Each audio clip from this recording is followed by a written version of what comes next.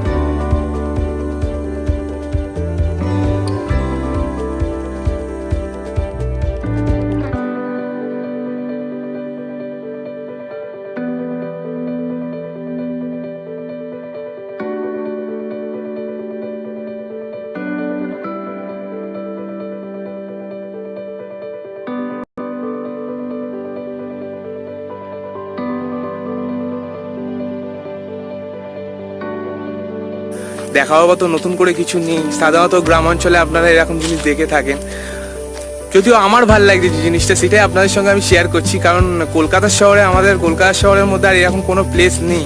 তো ঘুরতে যাওয়ার মতো, যেমন বলুন না, আপনার কিছু কিছু প্লেস আছে, এমন জায়গা যেখানে আপনার ঘুরতে যাওয়ার মতো আছে। সামথিং এলিয়েট পার্ক বা আরও অনেক কিছু আছে, ইকো পার্ক, এরকমই বাগান ফাগান টাইপেরই আছে। বাট এতটা সুন্দর নয় জিনিসটা, যদিও ওখানে রাস্তাঘাটও সুন্দর করা। বাট এরকম গাছপালা হয়তো অনেক কিছু আছে, কিন্তু এরকম কাঁচা মাটি একদম নেই। বাগানের ভেতর দিয়ে গিয়ে আপনার ওখানে দেখতে পাচ্ছি এক পুরো জমি, ফাঁকা জমি। দেখা যাক, জমিটাও দেখে আসি আমরা। চলো।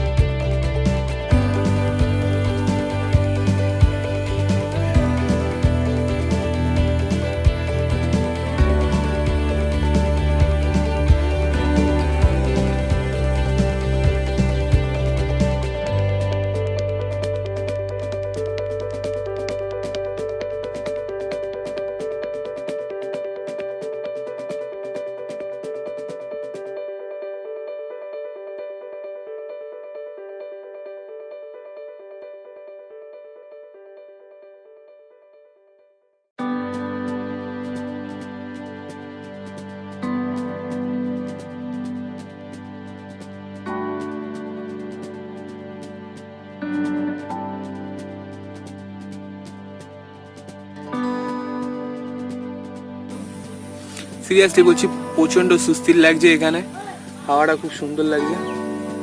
প্লেসটা দেখতে পাচ্ছ এখানে পুরো টোটালি জঙ্গল, ফোকাসটা দিয়ে দেখাচ্ছে, ভালো প্লেস, সাথে গাছতলার ছাওয়া, ব্যাপারটা একটু জমে খেয়ে দেখতে পেলাম। আপনারাও দেখুন, খুব সুন্দর জিনিস এই সিজনে, কাঁঠাল ওখানে একটা হয়েছে দেখতে পাচ্ছি, দেখিনি, নিলে দেখাতে পারবো না। এই এই দেখানো যাচ্ছে না ঠিক, যতটা ক্যামেরার মধ্যে দেখানো যাচ্ছে ওই দিকটা যেতেও পারবো না, বন জঙ্গল হয়ে আছে জিনিসটা। So guys,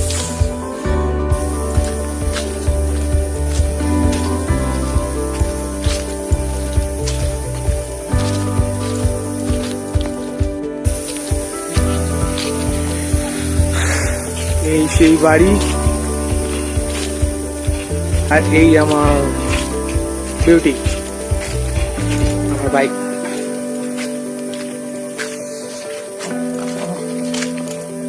মাটিটা খুব ভিজে ভিজে, জানি না গাড়িটার কি অবস্থা।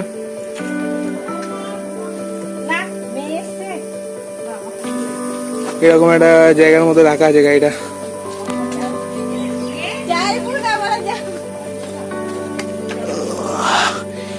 এই যে সরু রাস্তাটা দেখতে পাচ্ছেন, এইখান দিয়ে, এই রাস্তাটার মধ্যে দিয়ে আমার গাড়িটা আনতে হয়েছে, এরকম একটা মাটির মধ্যে। বৃষ্টির দিনে তো মানে ইম্পসিবল, মাটির উপর গাড়ির চাকা পড়লেই স্যাক।